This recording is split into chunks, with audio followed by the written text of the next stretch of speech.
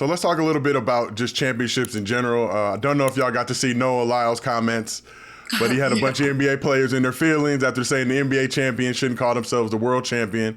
But since we got 2 WNBA champions here, we need to know, can the WNBA champions call themselves the world champions? Is it a little different for you guys because you guys play on both sides of the water? So right.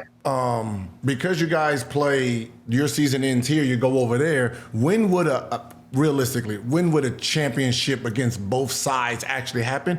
And what side do you actually play on?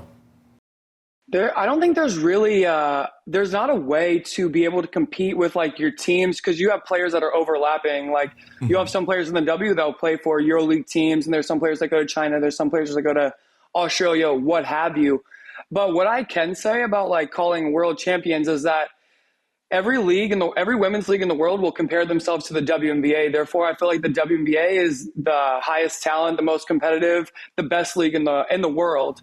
So if you take like the WNBA champions and you put them against any other champion, I feel like, maybe that's why we call it a game, just see how it happens. But I would say that, more times than not, it would favor towards the WNBA champion side. Same here. Like, I don't even know why it was even, like, I understood what he was saying, right? Because you don't play against everyone, you shouldn't be able to call yourselves, world champs. But in theory, right. There's no actual, like, we all play at the same time. So Denver Nuggets is the champs this year, right? Yeah. Whoever the champs are in whatever league, there's no NBA player on there. They're in the NBA still. So, when we play this game in June, right, you got, players who probably play D2, average 14 is the starting 1, 2, and 3 that's American. There's no actual real NBA talent, so they're getting mopped up, right? So that's not really a thing that should even be considered. Like, Luka was the best player on his team at 16 years old. Yeah.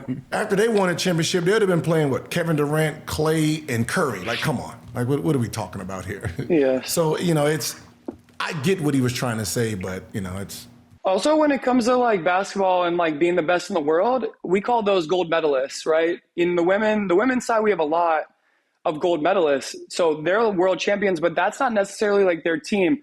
This team comes together for a week at a time, if that, a few days at a time, periodically throughout the year to prepare for them showing up to Worlds, them showing up to the Olympics and things like that. There's not a lot of time that our dream team, our Olympic team, is sitting practicing as a team. Now imagine if that group of players spent the amount of time that other national teams spend together working, building chemistry, what have you.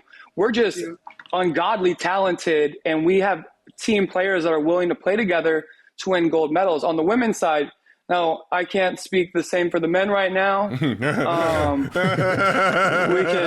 We can look over that for a sec, but in terms of world champs, like I said, comparing everybody's best team to who the WNBA's best team is would be a pretty hard comparison.